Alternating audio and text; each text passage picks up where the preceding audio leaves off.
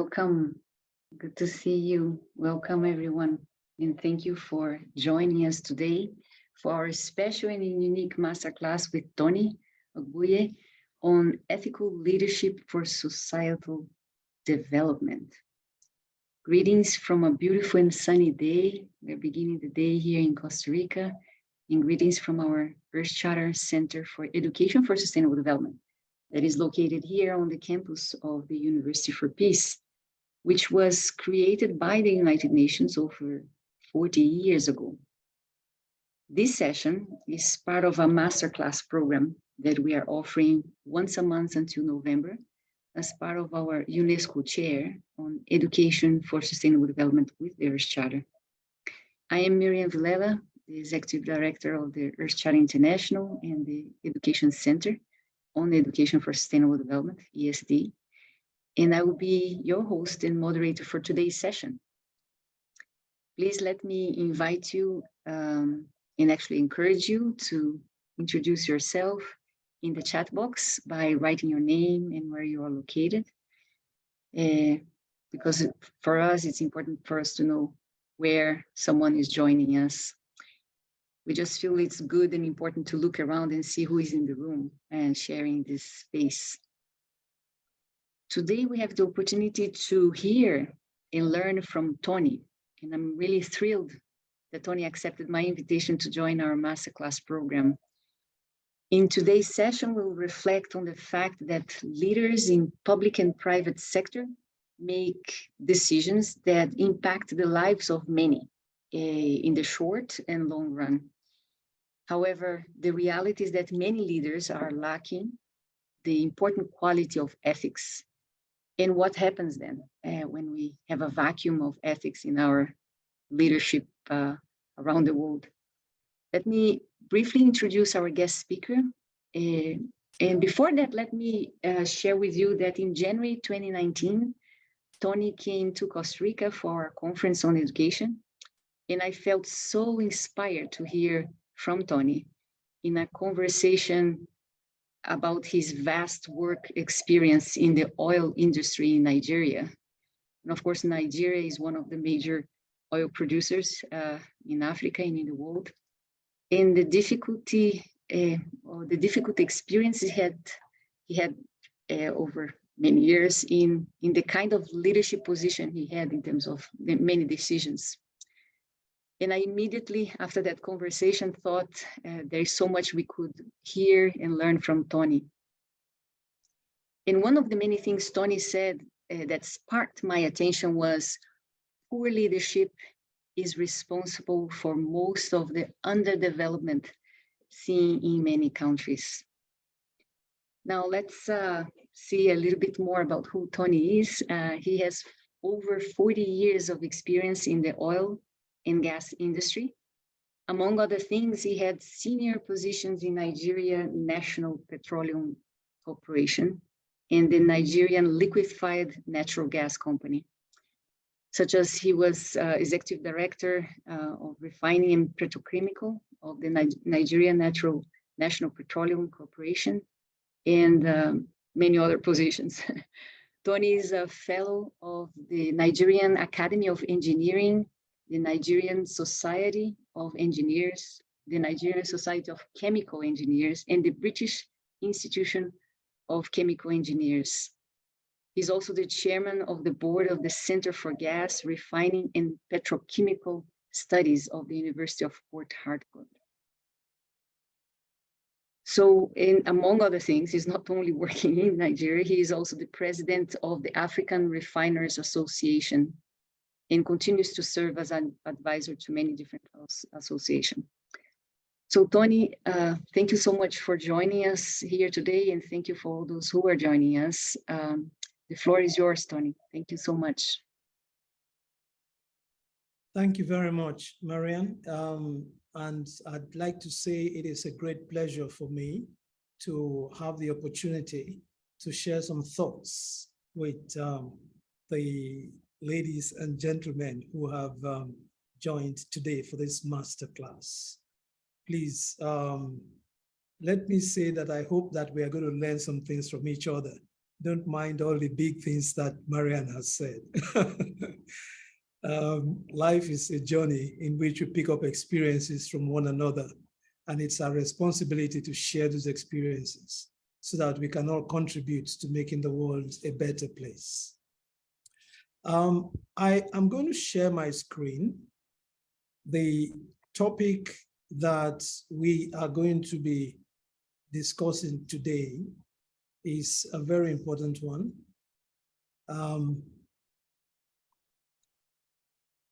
I hope you are seeing my screen. Are you? Yes, we can see your screen. Now.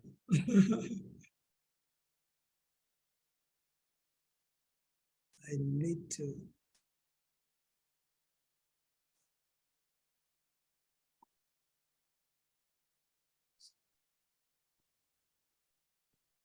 Just acknowledging here who is well, you're going to open your PowerPoint and share the screen.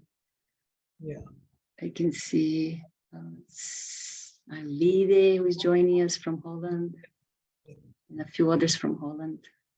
Thank you. Right. Okay, go ahead. So this is the agenda that I'm going to be sharing today.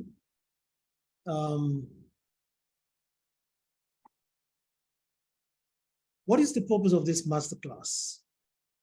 Is ethical leadership important or necessary? How can ethical leadership be fostered or promoted?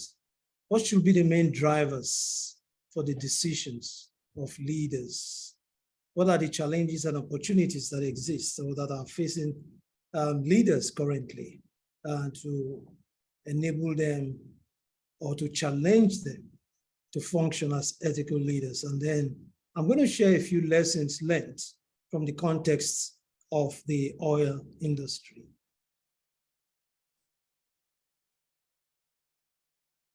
Right.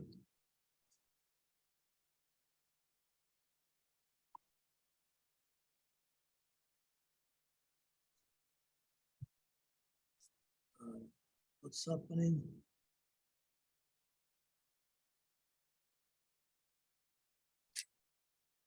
Okay.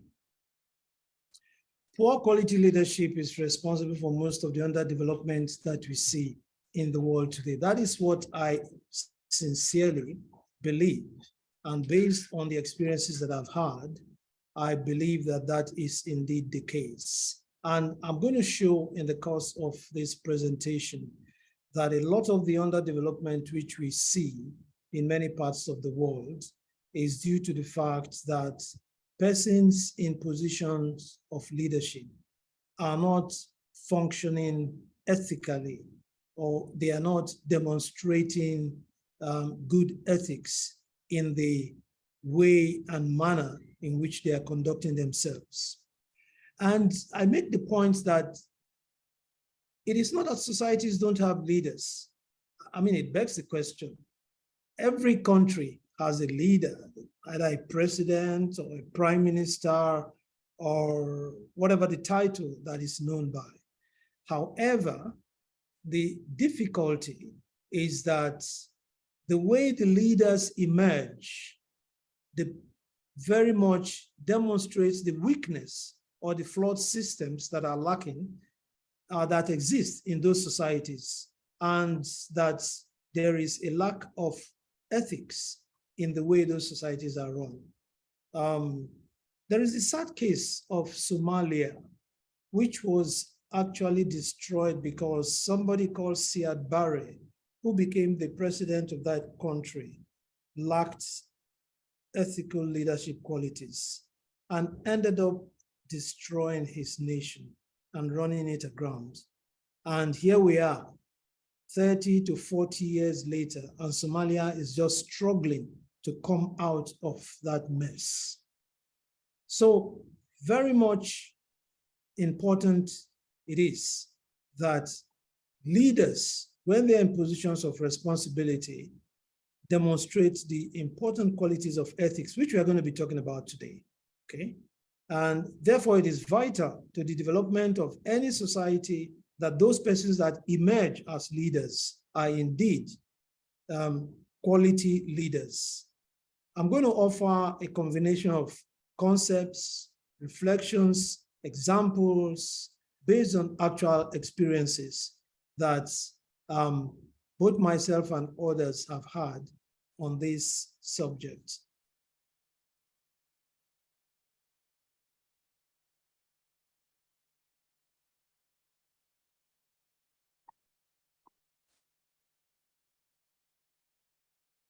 Now, leadership. What is leadership? Leadership is the ability to lead, influence, or guide people or organizations. Successful leaders are those who have high social intelligence and are aware of both themselves as well as the needs that exist in their societies, and are aware of what is required to enable the societies that they have found themselves leading to make progress. So the key functions of leadership are really to inspire those that are in the society, to help them become their best selves, to build their skills and their capabilities, to enable them achieve stated goals. Leadership is therefore active. I pursued this thought further in this next slide, where it says that leaders are there to inspire, like a light bulb. When you put on a light bulb, then light comes into the room. A leader should be able to inspire the people that he leads. It should be like light coming into a situation where there is darkness. He should be able to motivate others to become their best selves. He should also be able to create the environment that enables people to develop their skills and capabilities. He should be able to communicate the vision that he has for his group, whether it's a nation, whether it's a state, whether it's a corporate organization. He should be able to share the vision, because if you are not able to share the vision, then others cannot catch the vision. And he should then be able to lead the change that is required to achieve the stated objectives that are in the vision or mission of the organization or society or the entity that is leading. Then we come to ethics. What are ethics? I went on the dictionary and Wikipedia, and I picked up some of these thoughts which are here. Ethics is that which is honorable, moral, honest, good, decent, virtuous, relating to moral principles, well-founded standards of right and wrong that prescribe what humans hold as commendable. Ethics are distinct from morals in that they are more practical. Morality tends to be, in the absolute or whatever. But ethics are when you begin to apply these things to real situations, then, that's when the tire hits the road. So one of the things that we find is that morals are closely related to ethics. However, there's a subtle difference. Whereas morals refer mainly to guiding principles, ethics have to do with how you put those things into actions or behaviors. Do your behaviors and your actions demonstrate those morals that you claim to subscribe to? A person's idea of morals tend to be shaped by the environment in which he finds himself, and at times in their belief systems. Thankfully, I believe most of us belong to one belief system or the other. And the cardinal aim of most belief systems is to create ethical behavior in their adherents. So we find that leaders who have a good moral foundation tend to be more ethical, because morals are the basis for ethics.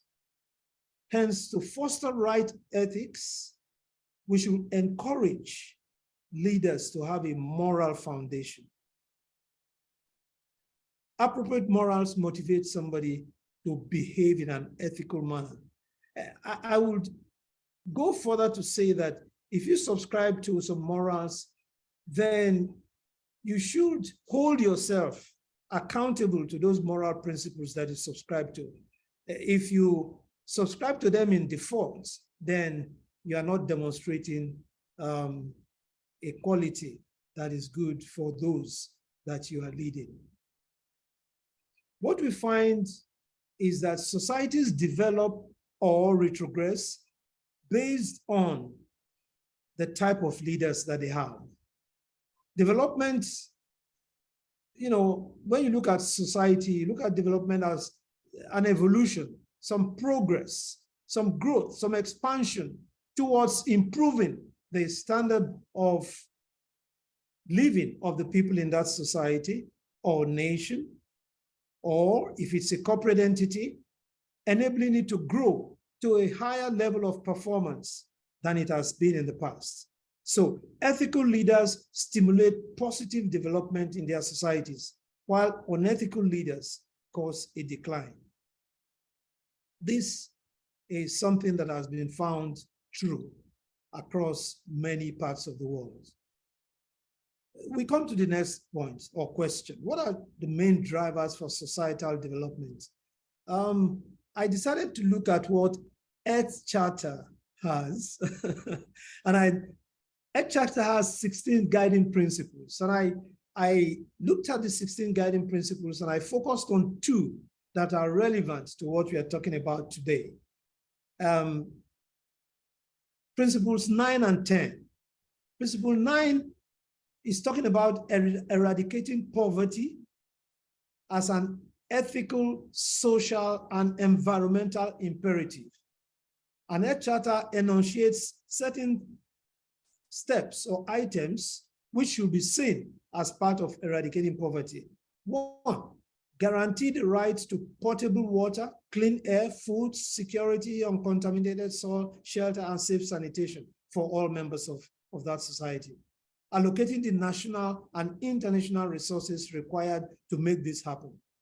To empower every human being within that society with the education and resources to secure a sustainable livelihood and provide social security and safety nets for those who are unable to support themselves.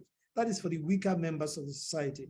So an ethical leader should immediately determine that he has a responsibility, not just to the stronger members of the society, but as well to the weaker members of those societies. Thirdly, to recognize the ignored, protect the vulnerable, serve those who suffer, and enable them to develop their capacities and to pursue their aspirations. Society should work not only for the strong, but for the not so strong. The next principle that I looked at was number 10, which deals with economic activities. And it says that economic activities must promote equitable human development. And what does this involve? We should see an equitable distribution of wealth within the nation, as well as between nations and among nations. We should enhance the intellectual, financial, technical, and social resources of developing nations and relieve them of onerous international debts. Now, this is something we could spend quite some time discussing, because the burden of debt on some nations that are developing is such that they drown in it. Guideline number 10 also says that we should ensure that all trade supports sustainable resource use, environmental protection, and progressive labor standards. So there should be equity in the labor force, in the labor space, in the working environment, and in the relationships between owners of labor and labor themselves. And to require multinational corporations and international financial organizations to act transparently in the public good and hold them accountable for the consequences of their activities. I therefore believe that this should provide for us the moral drivers for societal development. And if we find ourselves in a position of leadership, we should refer back to these principles and ask ourselves and rate ourselves on how we are performing. and maybe do a 360 degrees evaluation periodically so that we get feedback from those that we are supposed to be serving. So what is the way forward? We must imaginatively develop and apply the vision of a sustainable way of life locally, nationally, regionally, and globally. The world is a small village these days. Information technology and information flows have become such that no country is an island anymore. So how can we apply this to ourselves? I want to say there are challenges and opportunities that face every leader. Those challenges should not be seen as difficulties which cannot be overcome, but we can look at them as opportunities to enable us make a difference. So,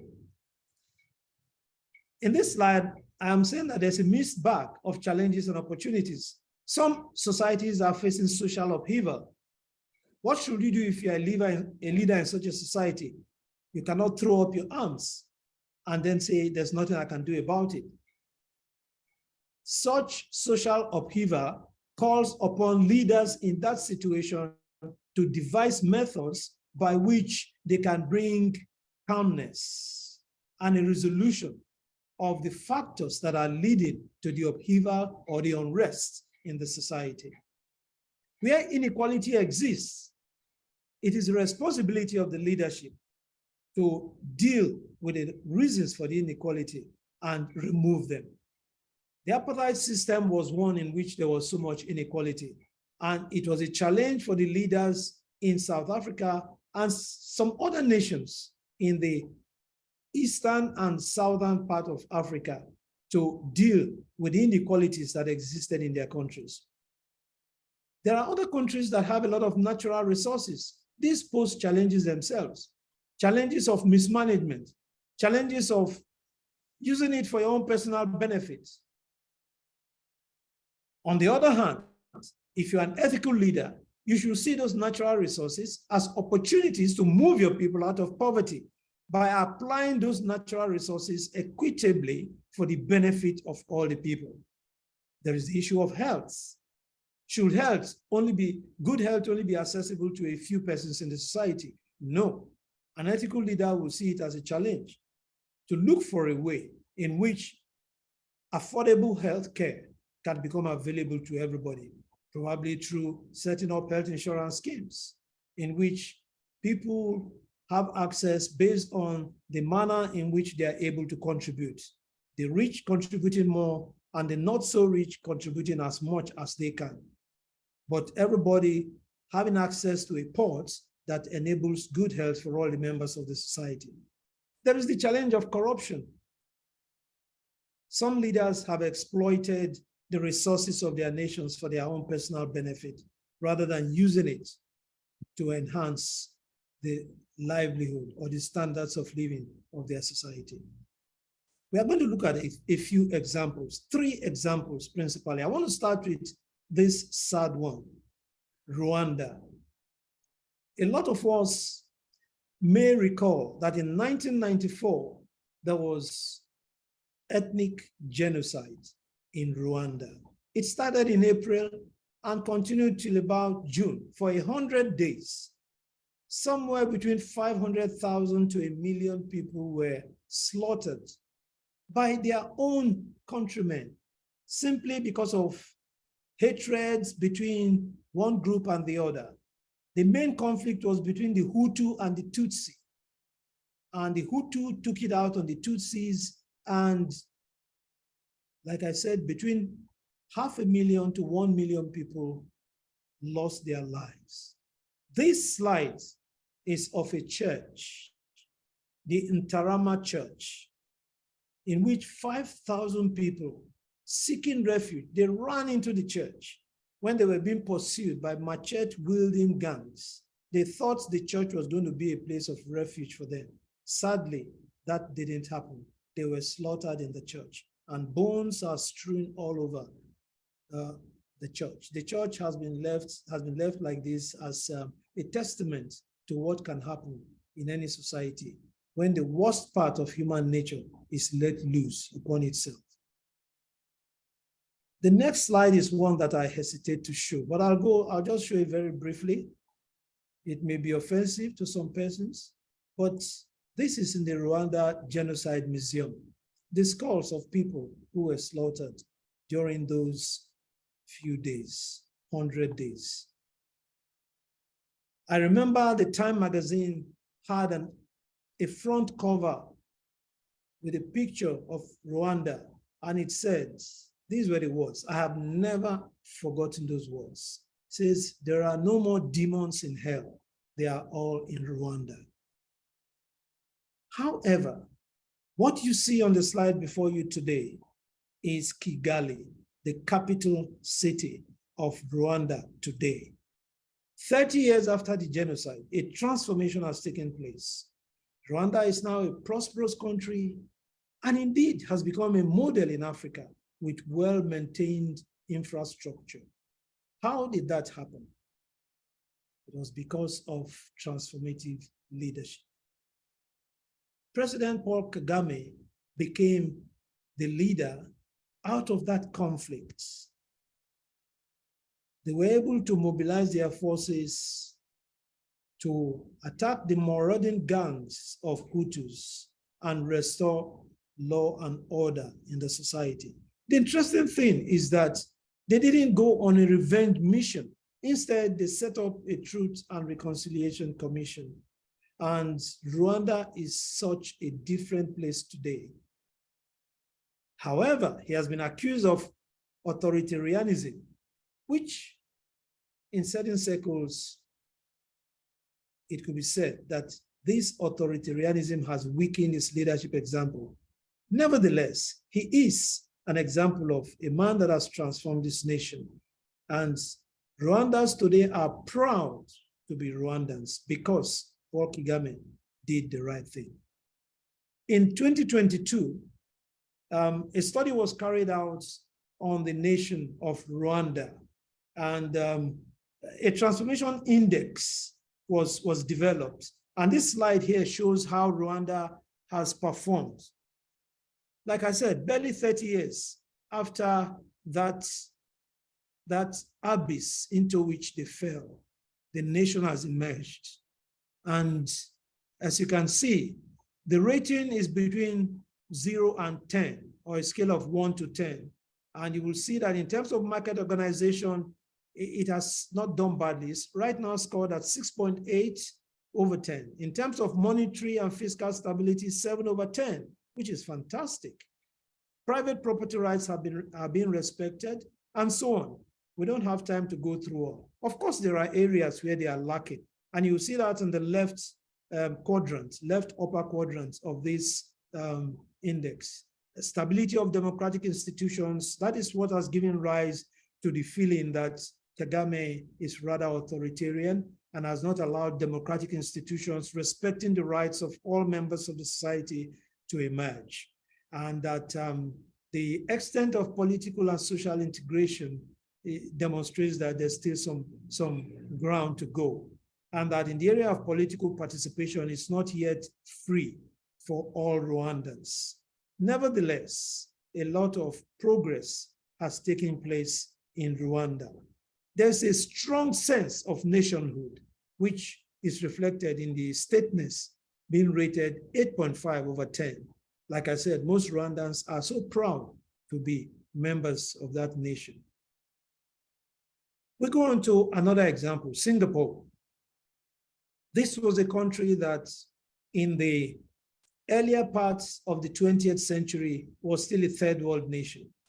However, within 45 years, a generation, so to speak, Singapore moved from third world to first world status.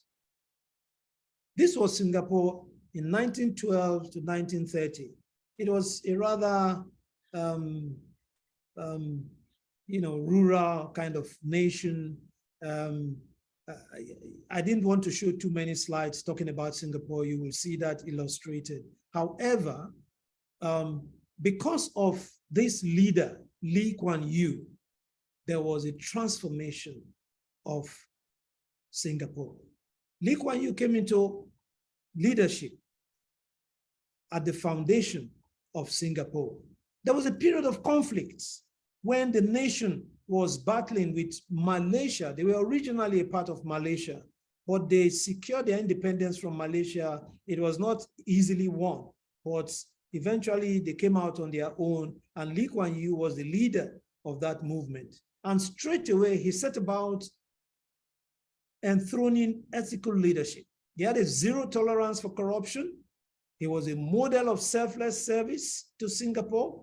He was fiercely committed to the upliftment of his people. And so he said the best persons must be the ones that come into leadership in Singapore. And how did he define the best persons? Persons who are, brilliant, who know what it takes to change their societies, and who are committed to seeing that happen. And like I said, he had zero tolerance for corruption. Nobody, no minister, no government official was to be seen as abusing his position or his office for his own benefit. Everything should be seen as working for the good of Singapore. And this became entrenched, so much so that the entire world with which they had to deal came to trust Singapore as a country with whom they could do business. Lee Kuan Yew did not accumulate any personal wealth. Everything that he did for the good of his nation. A good example of an ethical leader. The last example that I want to show is Nelson Mandela. Nelson Mandela is a name which I believe is revered all around the world, an icon of ethical leadership. He fought against apartheid in South Africa, and he refused to bow down to a system that treated a significant majority in that country as if they were second-class citizens. Their rights were denied them. Education was denied them. A lot of things were denied them, and they were forced into servitude. Nelson Mandela rose up in defense of his people, for which he was imprisoned for 26 years. While in prison, because of who he was and his status, the captors offered him that they would give him special privileges in the prison. He refused. He rejected them and said, no, I will not accept special privileges for myself if it will not apply to everybody else in the prison. He was a model of transparency. He had high moral principles. And when eventually they were forced to release him and he ran for political office as the president, he won by a landslide. Many people thought that he would go on a revenge mission after that to take it out on the white supremacist minority that had enslaved them. He did the opposite. He surprised even many other Black leaders in South Africa who were crying for revenge. They were crying for blood. Nelson Mandela said, no, we must not do that. Let's forget the past. Let's chart a new course for the future. He had high moral principles. That cost him his relationship with the closest person to him, his wife, because his wife could not understand how he could overlook 26 years of imprisonment and just reach out and stretch a hand of friendship to the very people that had marginalized them. He went even further than that. He started promoting the Springbok rugby team. And that's the Springbok rugby team at that time was a symbol of the white supremacists. And the Blacks did not like it. But Nelson Mandela put on their jerseys and went out to the field to support them, to cheer them. What a great example. And that is why South Africa did not crumble, because Nelson Mandela demonstrated ethical leadership. Pardon me, I am getting a bit emotional talking about Nelson Mandela. He was a great example of ethical leadership. I'll go on now to talk about some lessons that I have learned personally in the oil and gas industry, because Echata believes that there is a potential that corporate organizations have to make a difference for their nations. because certain corporate organizations have the potential to impact on their nation significantly. I am a Nigerian, and in Nigeria, we are blessed with oil and gas resources. And almost 80% of the foreign exchange revenue of the country has come from oil and gas resources and exploitation of the same within the past 20 to 30 years. However, that in itself has a great potential for corruption. And it has been said variously that a massive proportion of the wealth of the nation, not just in Nigeria, but in many other oil-producing countries, may have been embezzled by their leaders. Corruption steals from the people. There's a high cost to corruption. It also steals from the future of the children that are yet to be born, the grandchildren and the great-grandchildren who are going to come after. Corruption steals from them. I want to give a specific example. During the time that I was in charge of some projects in the industry, the island in which we were operating, we wanted to do some corporate social responsibility initiatives for that island.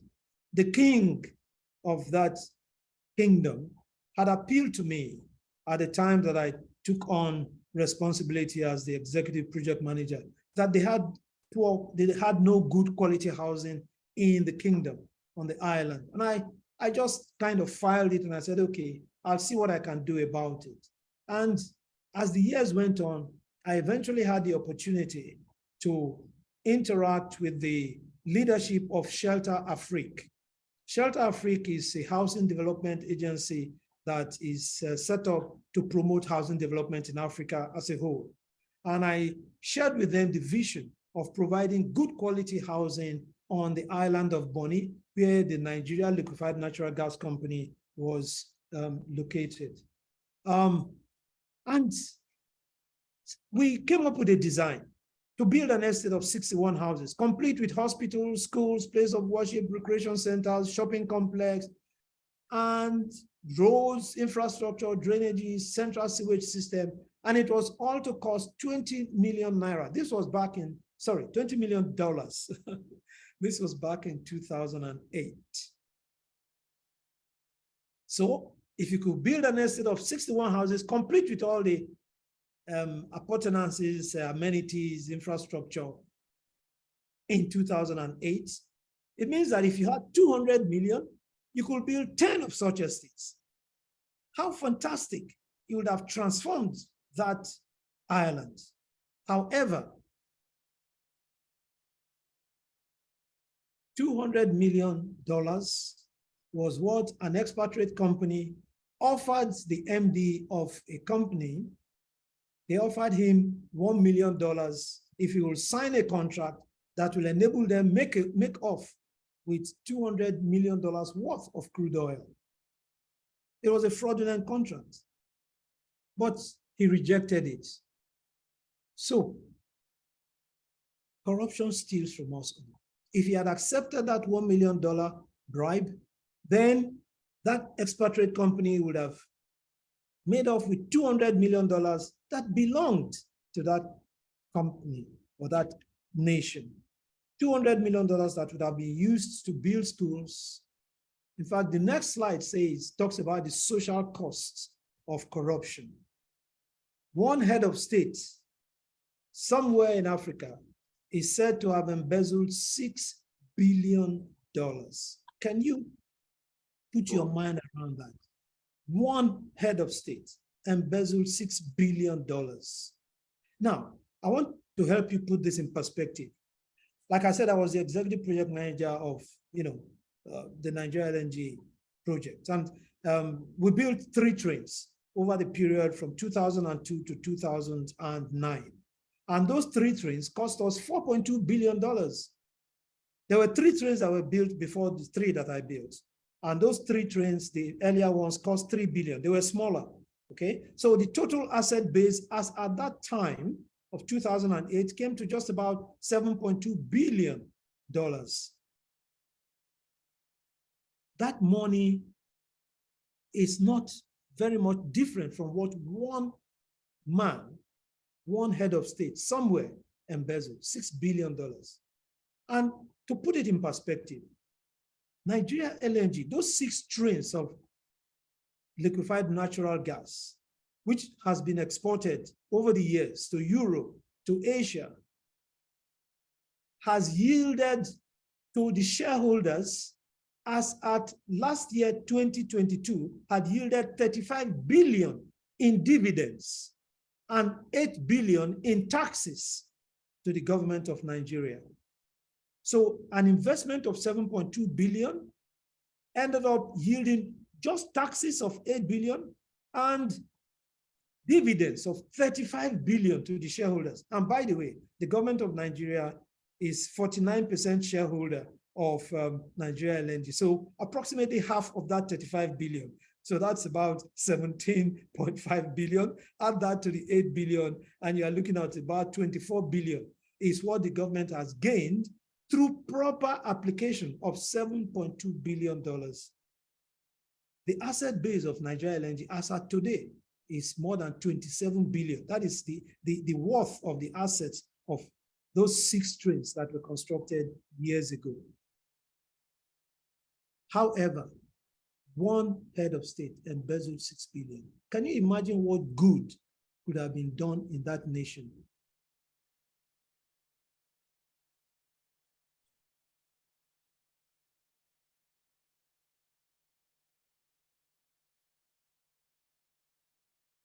Corporate transformation. At the corporate level, if we put our ethics into practice, we can make a difference in our corporate organizations. For that to happen, if you are not already having such ethical practices in place, then you need to create a dissatisfaction with the unethical status quo that is existing. The leader needs to come prepared to change things, and he needs to share his vision of the change that he wants to happen. He needs to chart a course on how that change can be made to take place.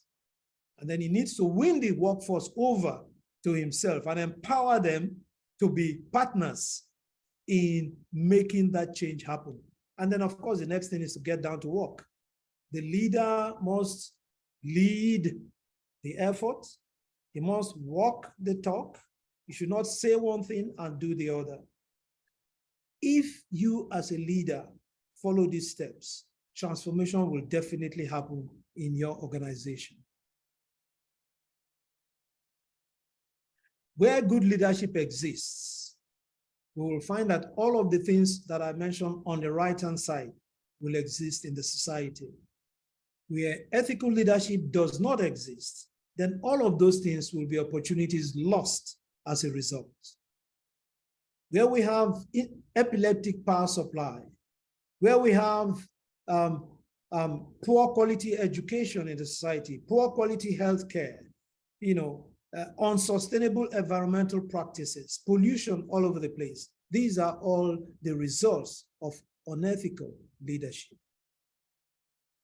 Ethical leadership, therefore, in conclusion, is a win-win for any society, politically, economically, and environmentally. The well-being and the sustainability of the society is assured where ethical leadership principles are espoused and demonstrated by those in leadership positions. Thank you very much. If you forget everything I've said, just remember this. If you as a leader apply ethical leadership, the society will be the better for it. Thank you. God bless you all.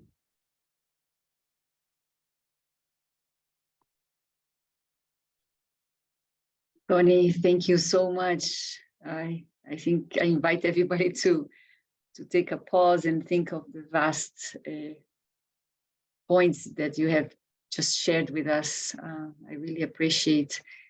I very much like that you shared specific examples of especially the cost, how much money that goes into corruption. the social cost of corruption, and the fact, as you rightly said, that corruption steals from people. And if we can just think about how much money, funds that goes into corruption, that if it could be invested in health, housing, education, or even a country infrastructure, how much change that could generate into development. Thank you for highlighting that. I'm amazed. We are going to have now a moment of interaction, first with some friends that would like to make one comment or question to you. And then we go into a few minutes of breakout rooms so that I invite all of you to take notes of what you had just heard from Tony so that we can share about this important information that Tony shared with us from his experience. I also want to express appreciation, Tony. From our side of the world, I don't have much of a chance to hear examples from Africa in terms of the leadership. I was very happy to hear the view that you helped me to expand my own understanding and consciousness regarding, for instance, the case of Rwanda with President Paul Kagame as an example of a transformative leader, especially in a country such as Rwanda. My question, maybe, or comment to you, is that tension, because you said, okay, Rwanda went through genocide, then we had this blessing miracle of having a leader such as Paul Kagame, who transformed Rwanda and can be considered as a transformative leader. However, as you said, he has been accused of authoritarianism.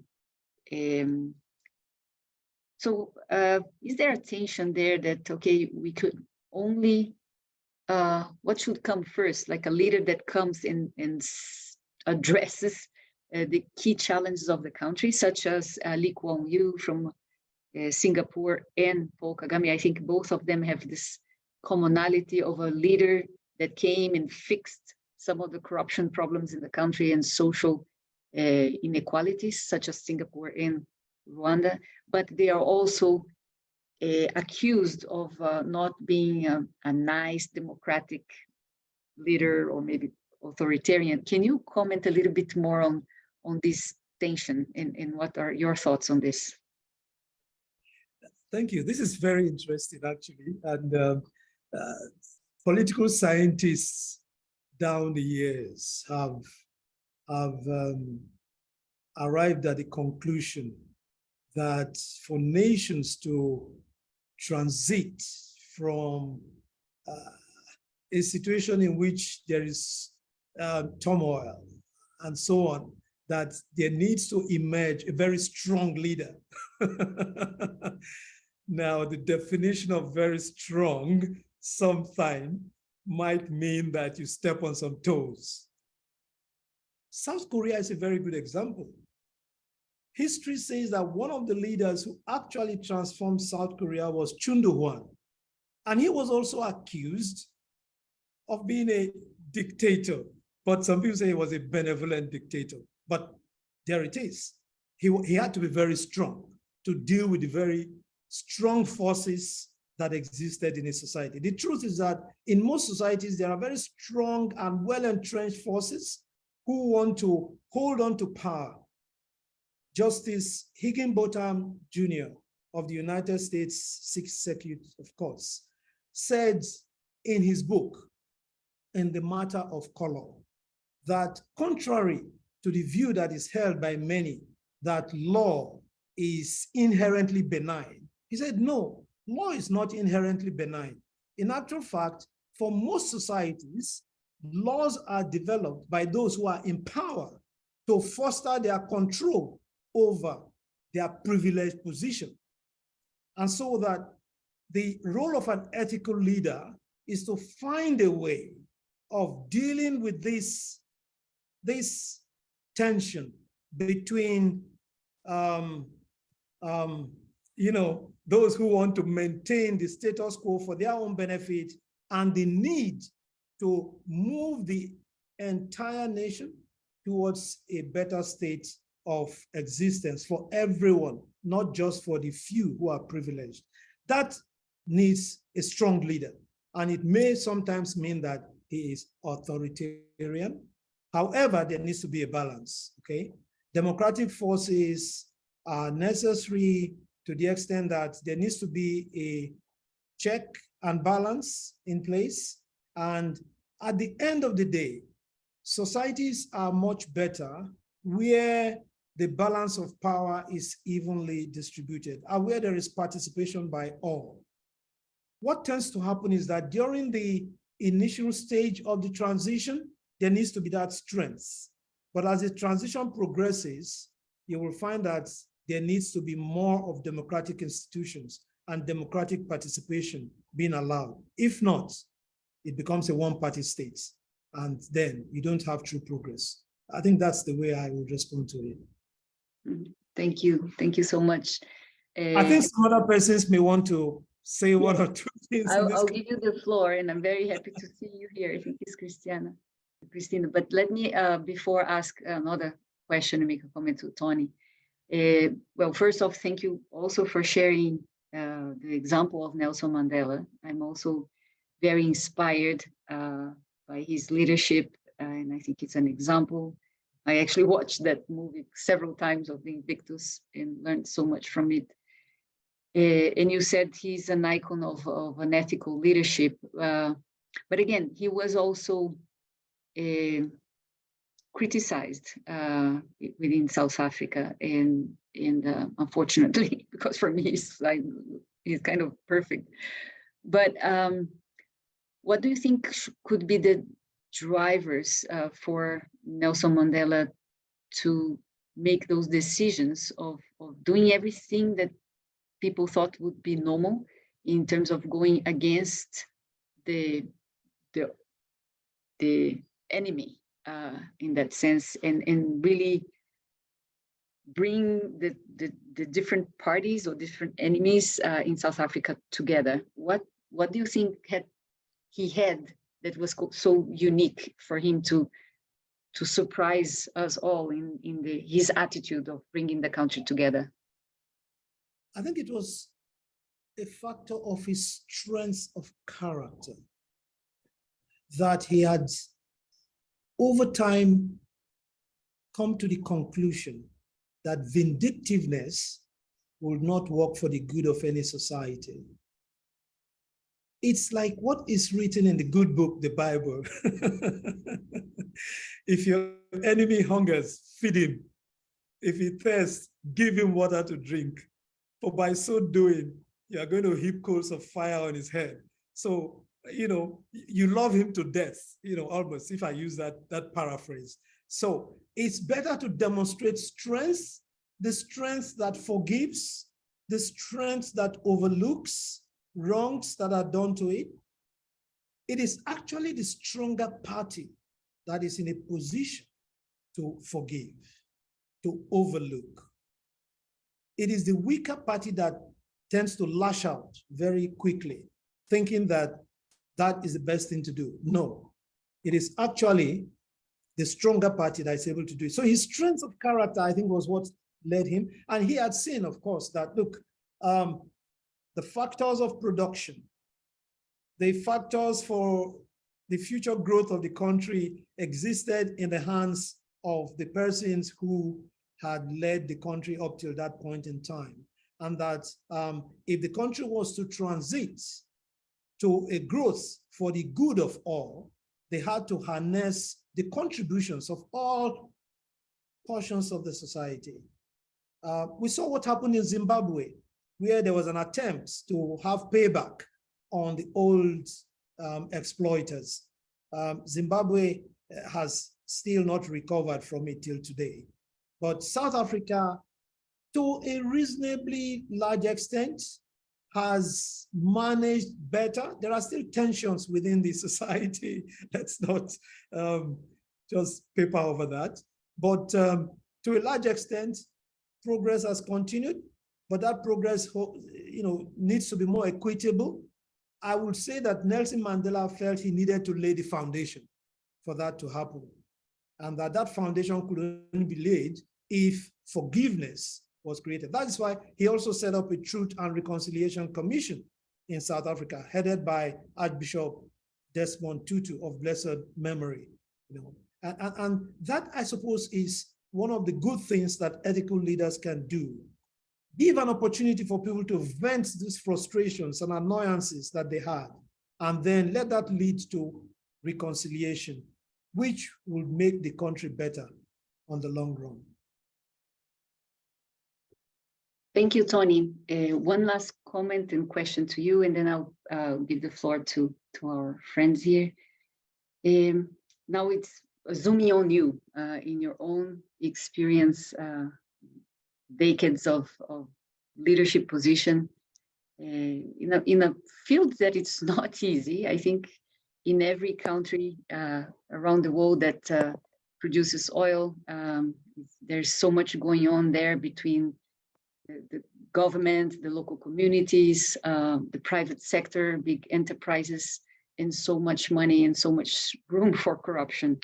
And you shared here the example of the trains that you were building, one of the many projects, I believe. So if you can share comment a little bit more on the challenge that you have had in your own decision-making process in this huge responsibility you had, and what was there in you that helped you to navigate through these different decisions, through this strong stand as a taking ethical decisions within your experience? I said earlier on in my presentation that morals form the basis for ethical decisions. And I was privileged to have a moral foundation that had taught me that there is right and there is wrong. And as a Christian, I had chosen to do what was right. It also taught me that all of life is a gift from God.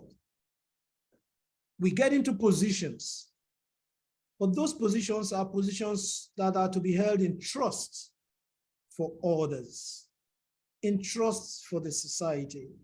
It is not everybody in the society that gets the opportunity to be the CEO of a Fortune 500 company. But if you are in such a position, it's a position of trust. It's not one to be abused. And there is so much a potential for developing the economy. I could give you some examples. While managing the liquefied natural gas construction projects in Nigeria, almost everything that was being constructed was being imported.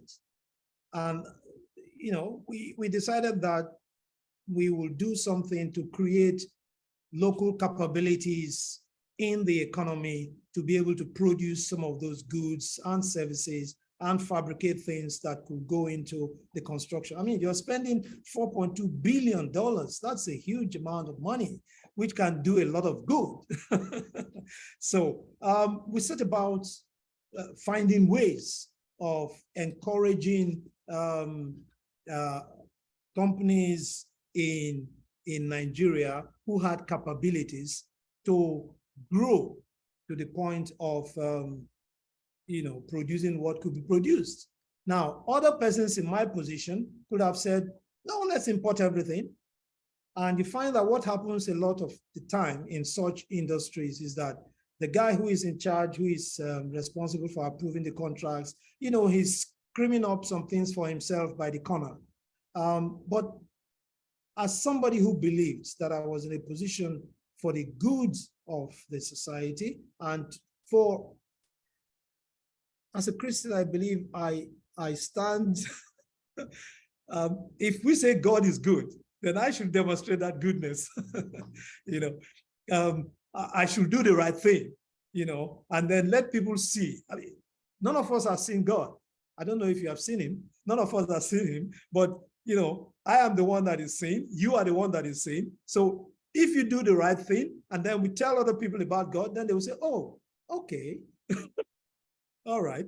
I can agree that that God is good. So let's be real. Let's be practical. Okay. And I sought to do that. When later on I became the managing director of a refinery, a petroleum refinery, I found a situation on the ground where things were not being done right. There were debts being owed contractors who had done work for the company.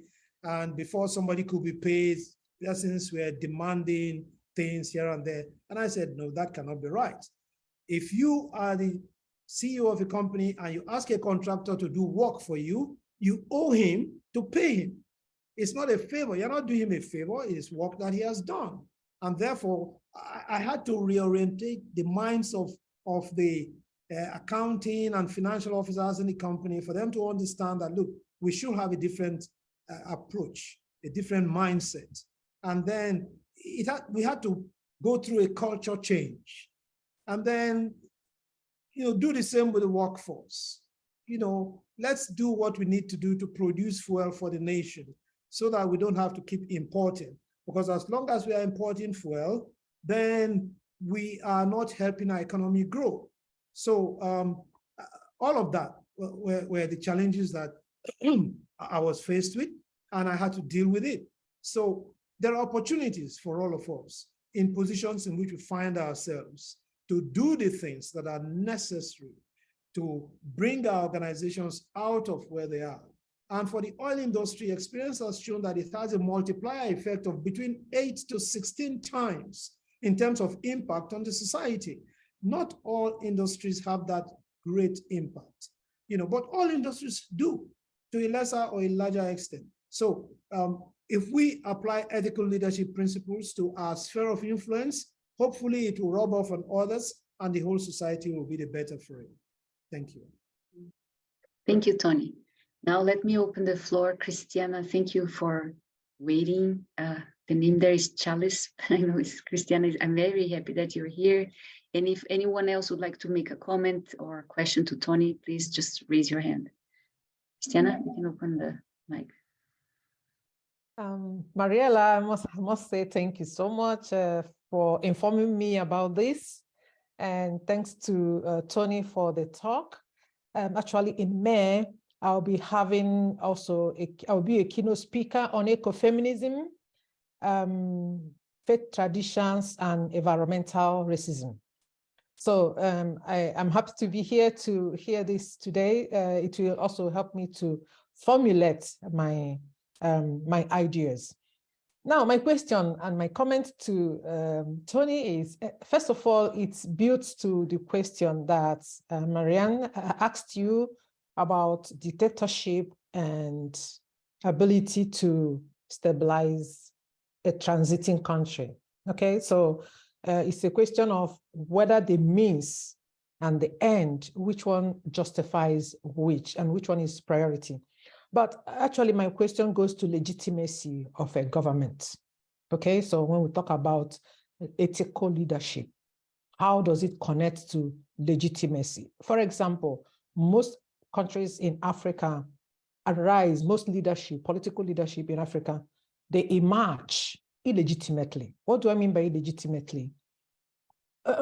You are from Nigeria. You see what is happening with the election, the current election in Nigeria.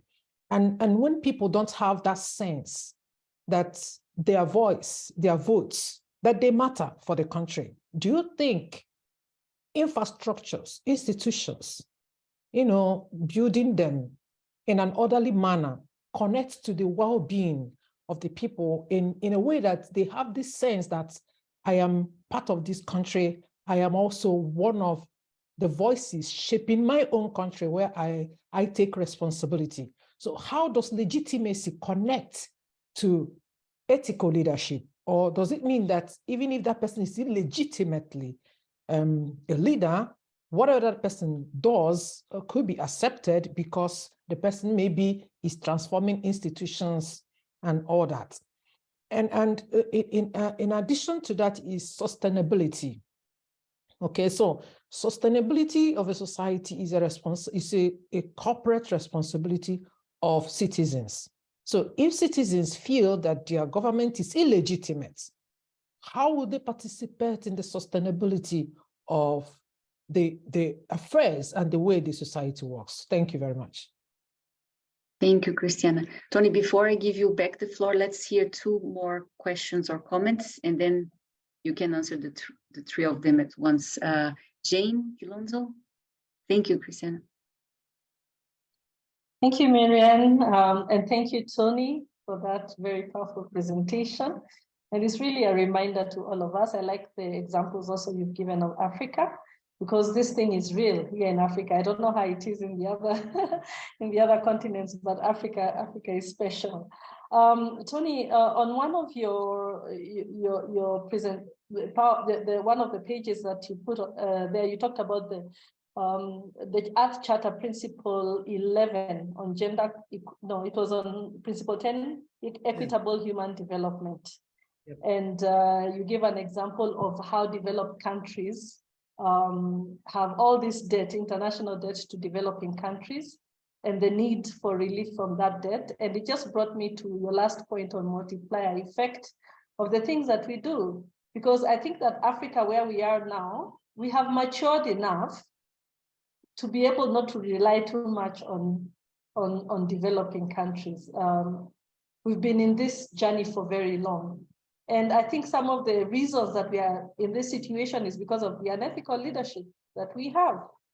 You find that leaders are now, because of their bad manners, I'll call it that, because unethical leadership is bad manners, and taking everything in the coffers, and this is the reality, before they leave their term, they end up leaving a big debt because the new government that comes in has to borrow more to be able to balance, you know? So then they leave the next generation poorer than the previous one, but it's mainly because of the unethical leadership, not because there are no resources that we have to depend on developing countries. I don't know, what's your comment on that?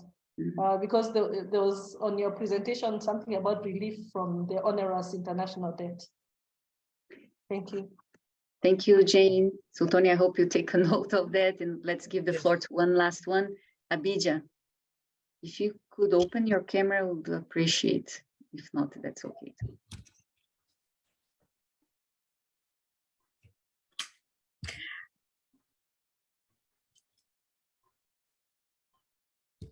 Hi, so my name is Ogbuigwe Ndale. I'm from Ethiopia. I was really impressed. Thank you very much. And Dr. Anthony, I would really appreciate myself if I call you the father of our, us, the young people, because we need to learn from your experience, because we're not only the leaders of today, but we're also the leaders of tomorrow. We have to make sure that we don't make the same mistake and go on the circle again and again. So the points mentioned are very strong. However, one thing that I would really want to know further about is, what is the role of education? Because as you say, leadership is specifically ethical leadership is the most important key to a sustainable world, sustainable economy, peace and security. And one of the richest continents is Africa, while we remain to be the poor. And I believe, it's from my perspective, but I believe that it's because we're now working on the next generation. We're not building a generation that is a leader. We're not building an ethical generation. Even in our school, we're just waiting for them to grow. And then we move on to capacity building in each training centers, in each office. So we're doing this again and again. So at least for now, we are saying, we've been in the Africa Union Summit and we're saying, okay, it's okay for now. But at least for the next generation for us to be in a better world, what do you think the role of education is? Thank you, Abidja. Thank you, Jane and Christiana. And thank you for bringing the role of education as a question. Tony, please. Thank you. I will start with the last question. think we should give attention to the youths because as Abijah said, they are the future of all of us. Indeed, Nelson Mandela held very highly the importance of education. And he believed very strongly that education was the means to lift people out of poverty and give them the tools that will enable them to grow and become useful human beings to themselves and to the society. I always believe that education is not just acquiring knowledge, but that knowledge should be for an objective. You know, education should be a means to live, acquiring skills to enable you live, to enable you contribute better to your society, to the world, to be able to better relate with the world that is round about you and be a useful member of that world. So we must give importance to education. And I believe that ethical leaders are the leaders who hold this importance and therefore contribute a reasonable proportion of their national budget to education. And that is the reason why in many important societies, education, at least to the secondary level, is made free for all, and indeed a right for all children to have primary and secondary education. And then for those who want to progress to the tertiary level, they provide a means for them to do that if their parents cannot afford it. In many of the societies in Europe, you have in like in the Netherlands, I think it's, we have somebody from the Netherlands who's here. It's almost guaranteed that if you get admission to university, the state will just pay your fees. In the UK, they have the bursary. In the US, they also have the bursary, and it makes it possible for even the children of the poor to be able to educate themselves. So the ethical leader must make provision for education for all the citizens of the country, because that will provide a large workforce that will drive the growth of that society. On the issue of ethical leaders must emerge in a legitimate manner, I cannot agree less with you, Charles. I agree completely. You must emerge legitimately. If not, you have no right to rule. Yes, if you do not emerge legitimately, you have no right to rule. You lose the moral right to rule. Where elections are rigged, the citizens don't have a confidence that that is the leader that they have voted for. Where the rights and the votes of the people are subverted, and a party in power just runs roughshod over the rest of the people and continues itself in power by abusing the process, then you'll find that that society will go downwards instead of upwards. So absolutely, there must be legitimacy in a government, and the ethical leader must address the issue of legitimacy.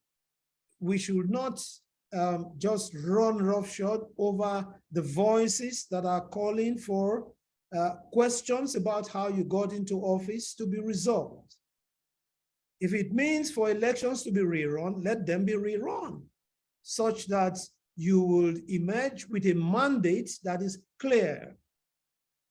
The difficulties that are existing right now with the election in Nigeria is because the opposition parties feel that the results based on which a president-elect was declared were flawed. And there were serious questions being raised. Let us allow the legal system or the processes to deal with that. But definitely the issue of legitimacy must be dealt with. And if you are a leader that finds yourself eventually in office, and after all the contestations on the issue of legitimacy, one way for you to help things is to stretch your hand across the divide and open your government to persons on the other side, so that there is a participation in a manner that enables the whole society to grow forward. Finally, Jane talked about the issue of debt relief. Is there a morality to demanding debt relief when the resources may have been wrongly applied or wrongly used by persons who were in leadership? This is the sad story which has happened so many times in many African countries, as well as in some parts of Asia, or Latin America, where we've had, debt becoming an issue. Indeed, we have a situation now in which, in my country, somewhere about 80% of the budget is dedicated to debt relief. Paying off the debts on the loans that have been taken by the current government over the past 8 years. And that is why most people were sick and tired and saying, look, we need a change. Unfortunately, that change has not been allowed to happen. Well, let's leave that to the courts to sort out the matters. I hope I have answered those 3 questions. Thank you very much. Marianne, over to you. Yes, thank you, Tony, and thank you, all of you. Now we are going to have small time for breakout room, a few minutes. I'm inviting you to engage in a conversation with some of these questions. And before we go, I just want to mention that there are a few questions here in the chat box, such as the one from Zoe and Zach Smith. And I'm going to read the question because you may wish to bring this question to your breakout room. And when we come back to the plenary, we'll address them. One of them is, we have a question, so of course, Zoe and Zach, we are curious to know Tony's thoughts, and I would say anyone's here's thoughts on how to help leaders of corporations slow down and let go of fear of having to maintain the status quo, enough to allow new paradigm of new sustainable radical inclusion of all ideas and thoughts. So this is, I just wanted to emphasize that this is a good question that we have there. We have others. And now I'm going to divide you in breakout rooms, and we'll see each other here in a few minutes, between 7 and 8 minutes back in the plenary, so that we can continue to engage with Tony and one another. Hello, Victor. Good to see you here. Hello, Zoe and Zach. Thank you. Nice to have you here. How are you doing? I'm doing fine. Good afternoon. It's almost evening here. Hi, Paul. Good to have you here. Good to see you. Hi, Sam. Akpezi, you're here. Great.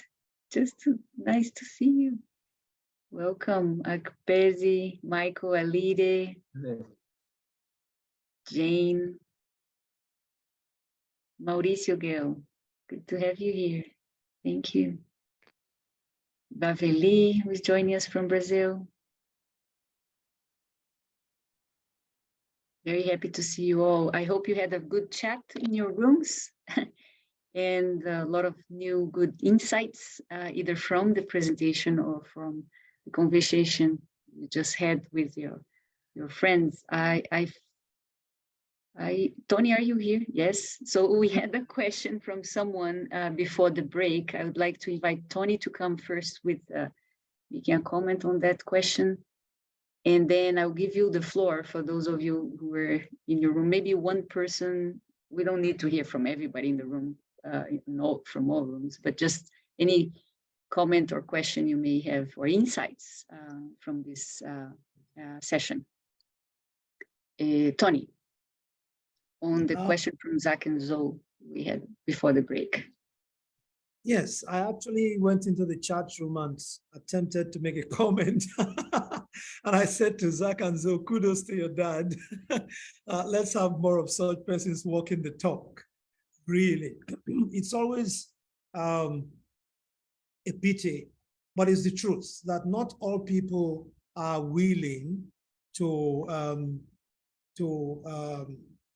have persons take a stand which is sustainable.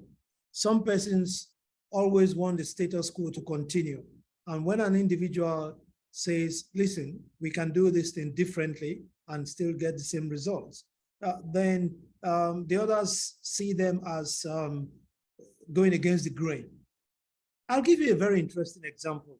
When I was managing those construction projects, I had an engineering office in London, which was based in the home office of the consortium that was constructing the liquefied natural gas trains, okay? So I used to have to fly from Lagos to London overnight and then land in London early in the morning, about 6 a.m., take a shower, go straight to the office, straight into meetings. And then we'll work flat out for the rest of the day. And then by the end of the day, I'm just tired, flat out, hit the sack, try to catch some sleep. And then the next day I catch the plane back to Lagos and then back to Bonny. And it didn't make sense to me, you know? So at a point I said, no. Let's install video conferencing facilities in our office in London and in the offices of our shareholders. We had shareholders who were in Milan, we had shareholders in Paris, we had shareholders in The Hague, okay? So I said, let's install video conference facilities in each of those locations so that we can remain in our offices and have meetings. Then we don't all have to fly across continents to have a 3 or 4 hour meeting in London, and then the next day we are all flying back and we are all tired out. Now, there were some shareholder reps who did not like that because they wanted to have the luxury. For them, it was a luxury to travel, but for me, it wasn't a luxury. it was taxing, you know, to say the least. But you know, but here we are today. We are in a world in which working from home has become the norm. I mean, you know, for most of us, it's become the norm. But at that time, several of the shareholder reps didn't like it because they felt that I was introducing something that was unconventional or they didn't like. They wanted to be able to travel. And for some of them, you know, they also earn some more money as a result of traveling. But, you know, we have to be ready to try new approaches and try different things which are more sustainable. Less traveling means we are reducing our carbon footprint, we are saving the planet, and we are still doing our work as efficiently as we ought to. So kudos to your dad. And I hope that more persons will follow his example. Thank you. Alida, you wrote down an interesting question in the chat box before the breakout room. It was about how to use the Earth Charter in the leadership. Yes. Okay, yes. I can. I saw that question. I saw that question. Okay. And I actually, Marian, what I did was just to refer it to you, because I think that will be a subject of some engagement sessions in which you can now think of, okay, how can Earth Charter promote these ethical principles being applied, okay? So through all the associate groups that we have, I know we have Earth Charter chapters in different countries and so on and so forth. Maybe we can pose a challenge to some of them and say, how can Yes, but Tony, let me explain. Right. I know what Earth Charter International is doing in trainings and trying to reach out to many, also to business leaders, political leaders. But you, from your experience in the situations you were, you mentioned that you are Christian and that you knew what is good and bad. What could be entries in, for instance, the industry that you worked in to introduce the Earth Charter? Maybe when you came in, you were not aware of the Earth Charter. It's not necessary. We can call it the Earth Charter, but it's the principles you also quoted. What could be a good way to introduce them in a way that it's not throwing the Bible to someone's head and that people are open to it? I agree with you. Yeah, we could introduce it.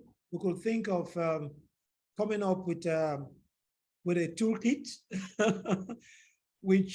in which we then develop some of these thoughts and make them available to corporate organizations and encourage them to apply it.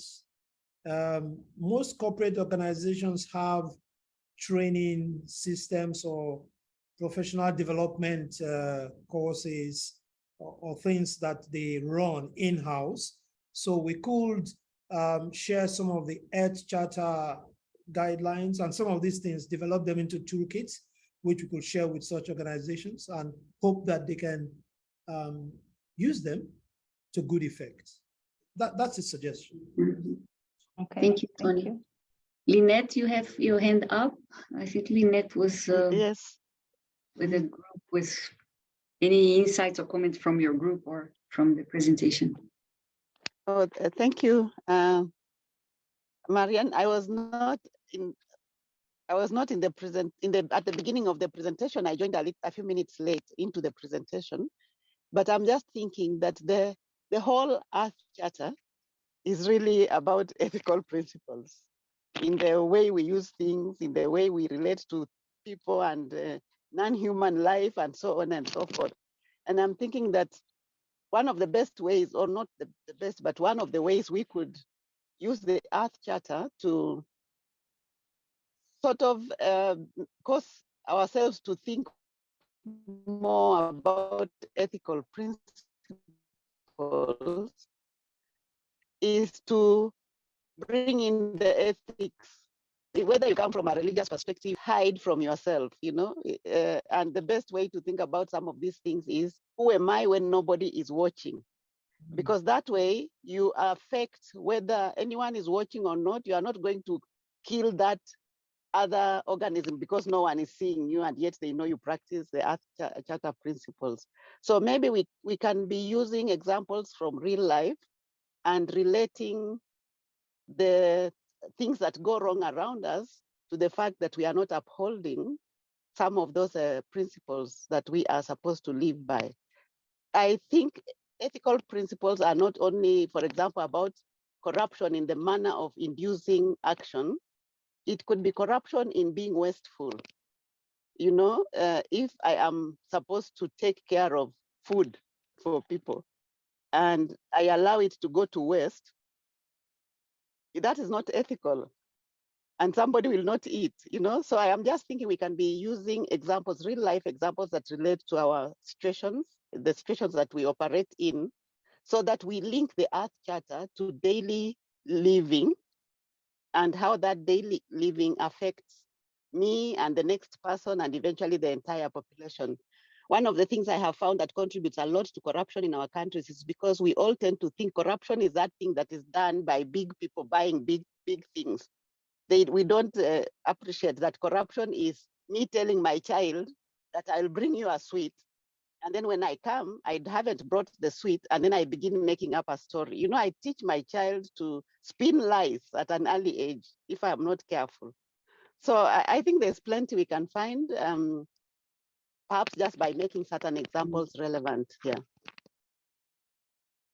Thank you, Lynette. It's good to hear you.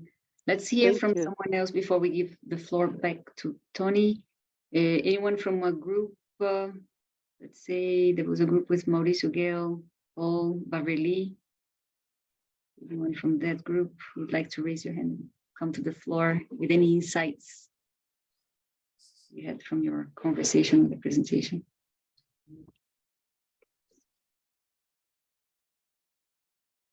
Mauricio. Yeah, we can actually mention, we were talking about how across different countries we had like the influence and the impact between companies and the parliaments of different countries. So we were talking about how the United States had the lobbying that was regulated. Here in Costa Rica, we don't have a regulated lobbying, and we really she mentioned that in Brazil, they didn't have a lobby regulated. So we're talking about how that could influence positively the transparency and how people access the information to what this corporate situations where we're going on, as Anthony mentioned, that could give some light to the darkness that sometimes fills that places. Tony, would you like to comment on any of these two comments / questions?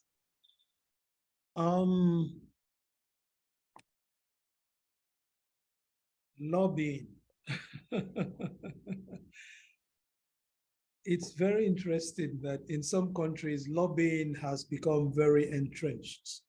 And lobbying is actually a way of pushing for the interests of the group on behalf of whom the lobbying is taking place.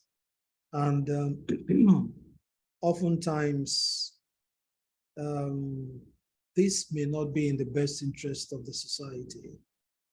I hesitate to use this example, but think about the gun lobby in the United States, for example.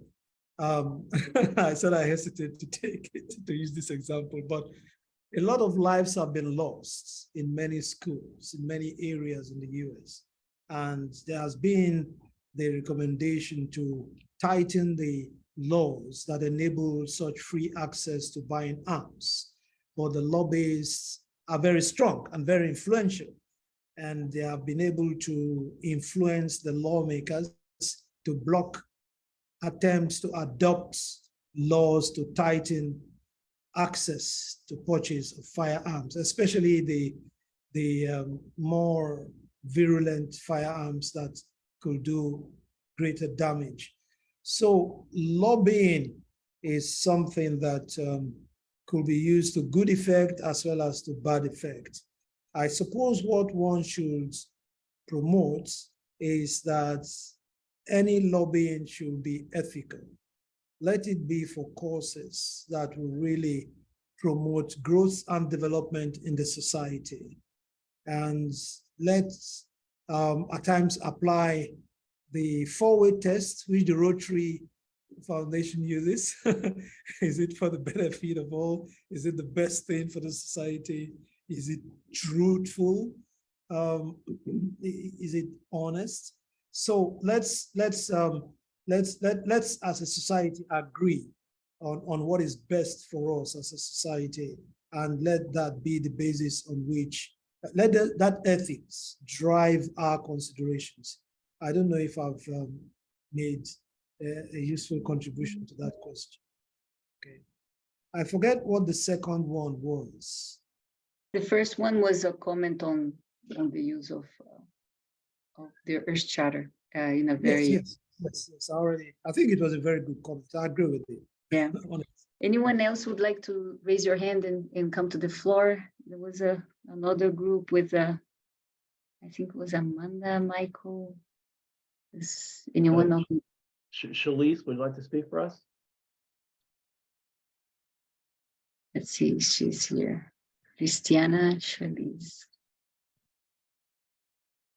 Let me just say something on what Zara Jacobs said.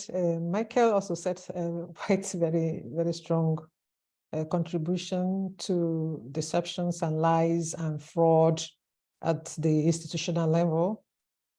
But I would want to present what Zara Jacobs said about self-interest. Okay, so when we talk about ethical leadership and self-interest, and of course, I think the last part of her comment must have been taken care of by one of us who now said every day of our lives, the kind of things we do.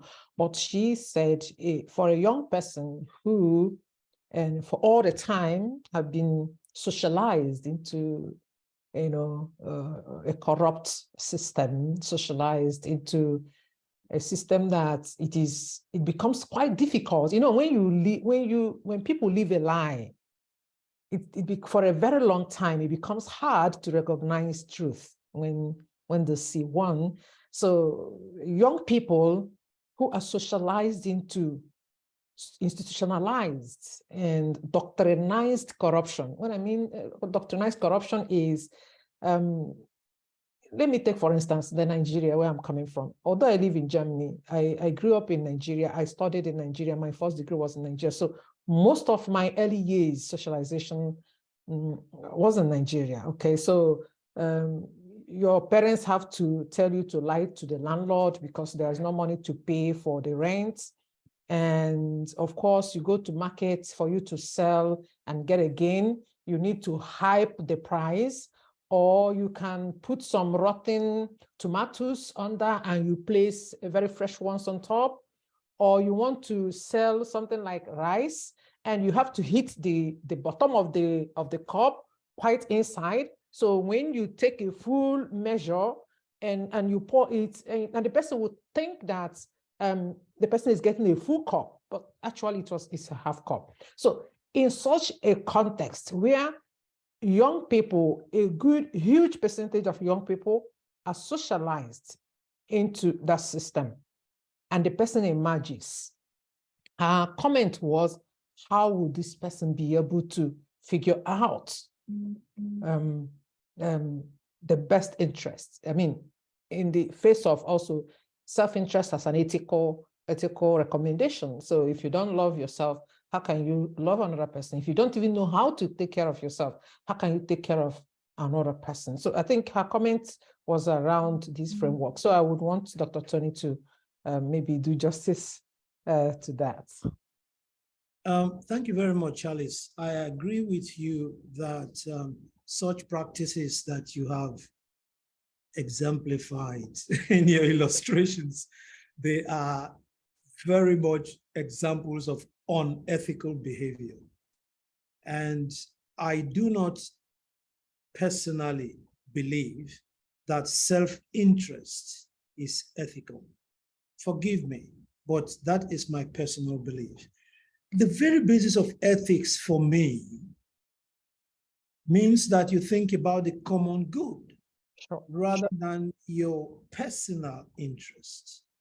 I think society is the weaker for it, that these days there is so much that phrase that says take care of number one, which means take care of yourself first. I think it's wrong. It's basically wrong.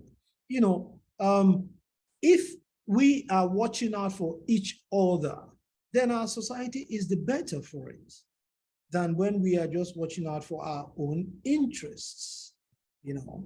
So we should try to teach in our school systems, in our group meetings and so on, that what is best for society is the common good, not just the individual's self-interest. I do not mean to suggest that you should not think of your own well-being. Far from it. We should think of our well-being. However, we should not allow our well-being, our own personal interest to override the interests of the larger society. That is my response. So please, we should work for the higher good. The ends does not justify the means. Ethics says, let's apply the right methods, the honorable methods to arrive at the means that we are looking for. Thank you. Yeah, just to follow up, Miriam, I'm sorry. For instance, now I am writing a thesis on what I call self-transcendence, okay? Education for self-transcendence, where self-transcendence becomes not a metaphysical something, it's not this metaphysical or ontological issue, but self-transcendence means going beyond yourself, okay? Going beyond yourself to be able to recognize that you are part of a system. In one of the presentations I made, the question that some of the professors asked me is, how can that be integrated into a curriculum? And that's where I want to add to what you just said. So we have, there are education of the young people belong to the society, family, institutions, church institutions, and the general society. But the school system has 70% of the responsibility, because young people spend most of the hours in the school with teachers. So they were asking me, how can that be incorporated in the curriculum, where you don't make it just a topic, because students take ethics courses every day. And so how do you integrate it in the life pattern of children in the kindergarten, in the primary schools, in the secondary schools? So that part of my research is what I'm developing. So I want you maybe to make a comment on that, which will help me to actually, add to it. Okay. Thank you. So we are about to close. I would like just to give the floor to anyone else who would like to make one last comment. I see Michael Bracken's mic is open, so I wonder if you want to make a comment or question, Michael. And if not, I will give the floor to Tony so that he can give us any other final reflection. I just want to thank Tony really from coming from a vantage point that ethical leadership is one and almost one and the same. And it's something that is not an aspiration. It's something that's ought to be a given for all leaders. And we have so much more work to do, I think, in re-examining that, reflecting on it, and incorporating into our educational system, as Shalise suggests. It's just so important, and it's not something that we discuss enough. But thank you, Tony. Pleasure. Thank you, Michael. Tony, I'll give you the floor so that you can offer any of your own final reflection. Well, final reflections. I said something. Ethical leadership is a win-win for societal, political, economic, and environmental well-being and sustainability. Like Michael has said, it's a pity that we are talking about ethical leadership. All of leadership should be ethical. All of leadership should be ethical. It's a pity that we're talking about it in this slides, because what it means is that there are a lot of leaders who are not being ethical in the way they are leading. So let us look for ways in which, in our sphere of influence, we can demonstrate ethical leadership in the manner in which we conduct ourselves. The world will be a better place for it if each of us commits to this at the school level, at the social level, at the corporate level, at the country level. We will all be much better for it if we commit to these principles. And maybe a toolkit can be developed out of what we have discussed today, and Ed Charter can then include it in the resources that can be shared with other entities wherever the opportunity presents itself. Thank you very much for the opportunity. I must say it has been a pleasure for me coming here to share these thoughts. I hope that we have had some takeaways from it, and I hope that we will each go back stronger as a result of it. Thank you, Marian, and thanks everyone. Thank you. Thank you so much, Tony, and all of you for joining us today. This is something that is really at the heart of our Earth Charter International interest.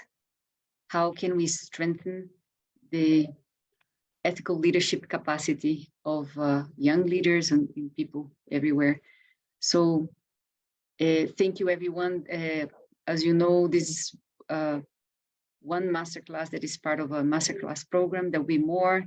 The next masterclass will be the last Thursday of this month, but we will have other masterclasses in the last Thursdays of every month this year. So we are, of course, all invited to engage with these conversations that I think is so much needed. And there is actually a vacuum, I would say, of discussions about this, in a vacuum on education about ethical leadership that we want to address, of course.